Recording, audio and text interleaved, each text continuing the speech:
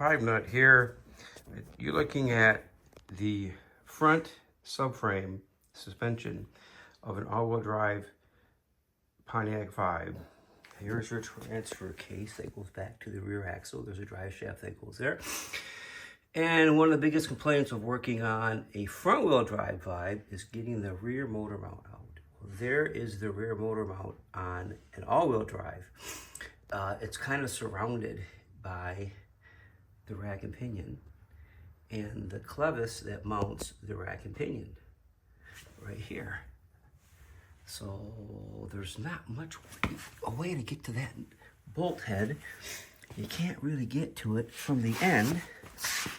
You might be able to get, I don't know, with a hell of a universal, you might be able to get into that from here. But remember, you've got a tire on, this is part of the car, there's a frame here, the unibody's here. So let me put this on pause and pull the rack and pinion out so that you can see a little better what you're getting into. Okay, the rack and pinion assembly is off. And there is a little bugger. That is your rear motor mount that you need to get to. And typically, on a front-wheel drive vibe, the rack and pinion bolts here and here, and you can get to the bolt that's here. Typically on a front-wheel drive, this bolt would be up here, but because it's an all-wheel drive, they changed it for clearance purposes. So let me know how you're going to get in to get to that bolt. It can be done. I know there's a lot of new swear words were invented trying to get to that bolt, but here you are working from the side. You can't even see it from the side here.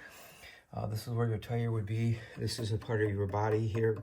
Body bolts here, body bolts here. So you're looking at something there, but look at that. It can be done. I don't know. I bet some people have probably dropped the subframe a little bit just to get to that bolt.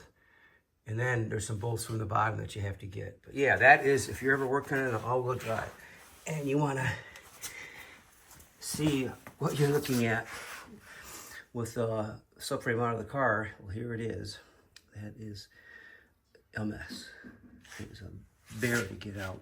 So, just thought it's always nice to have pictures to see what you're getting into. But yeah, that is a bugger. Find that out. Thought I would do a quick video for those trying to remove the bolt.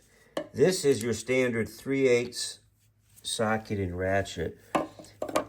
That you can't get the socket off. This is with the threads just disengaged. So you try to get, once you get the screw out, you really can't get the socket off. Maybe you pull on it, you might be able to. So basically I have what's called a low profile. Look at that, baby. So the socket actually fits inside. It's made for bikes and stuff where you can have a stud that goes through. But look at that. That is all the way out. I can take it in and out nice and easy. You're not doing any swear words. So yeah, it's if you can get that. This is from Harbor Freight. They make them like 25 bucks. You get a bunch of sockets. But I like it, low profile, man. Having the right tool really helps. Where this one here, you're going to be in trouble here. You're going to learn new swear words. Find that out.